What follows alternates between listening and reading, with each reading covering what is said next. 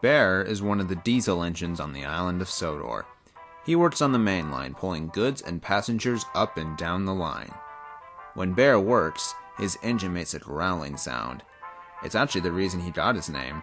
Bear likes his name, but sometimes he feels self-conscious about his growling. "Don't worry about it," said Henry. "Everyone has insecurities." "Like what?" asked Bear. "Well, James is always worried about his paint, and Gordon is always concerned about his reputation." "What about you?" asked Bear. "Well, I worry about failure. I have a history of problems, and I worry that one day I will fail for good and no longer be useful." "I know you will always find a way to be useful," said Bear, feeling a bit better. That made Henry feel better too, and the two engines fell asleep. The next day, Bear came to Knapford for his morning passenger train. The people on the platform were talking excitedly. They were going to the circus that was opening today. The passengers were soon all on board, and with the blow of a whistle, Bear set off. The circus was to take place at Kildane, so whenever Bear stopped at any other station, very few passengers would get off, but plenty would get on. The coaches were soon starting to get packed. Eventually, when Bear reached Wellsworth, extra coaches had to be attached to the train. "Great. Now even more people will get to hear my growling," thought Bear to himself. As he waited, Bear overheard the station master and his driver talking. "I just received a phone call from the circus," he said. "Their bear apparently got loose and ran away." "Well, we'll keep an eye out for it," said Bear's driver. But Bear personally hoped that they wouldn't find the bear.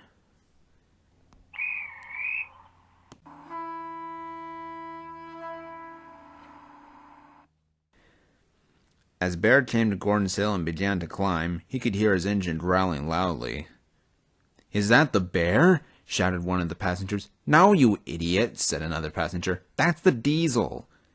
Bear tried to ignore their words, but it wasn't easy. Eventually he came to the top of the hill, and as he raced down the other side, his engine stopped growling. Bear was relieved. But as he stopped at the signal, he began to hear growling. "Oh no," he thought, "not more growling." But he soon realized that the growl wasn't coming from his engine. Bear looked around, and he saw what appeared to be a brown fuzzy bush. And when it moved a little closer, Bear knew exactly what it was. "Well, we found the circus's bear," said Bear quietly. "But how do we get it to the next station? We can't keep it in the coaches." "Well, I'll call the station master at Marin," said Bear's driver. "Maybe we can come up with an idea by then." So Bear's driver went into the signal box. As the driver closed the door, Bear's engine started to growl again, and just like that, the bear started to move closer. "That's it," Bear thought. "I can use my growl to guide the bear to the station." Bear's driver came out, though he was very quick to jump back into Bear. "Let's go slowly," said Bear, "and then let the bear follow my growling." "Good idea," said his driver. "Now, can we please go before he gets us?" So Bear rolled slowly forward, and the circus bear followed at a distance.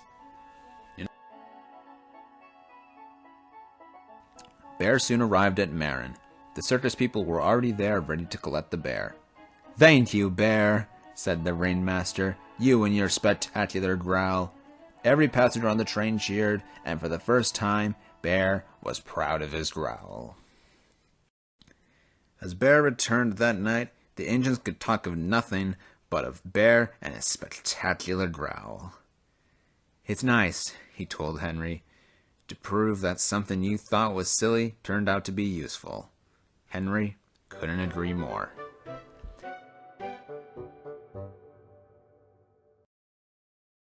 So that's going to be all for this video, guys. Be sure to leave a like if you enjoyed it, subscribe if you haven't already, and let me know in the comments what you thought of this video.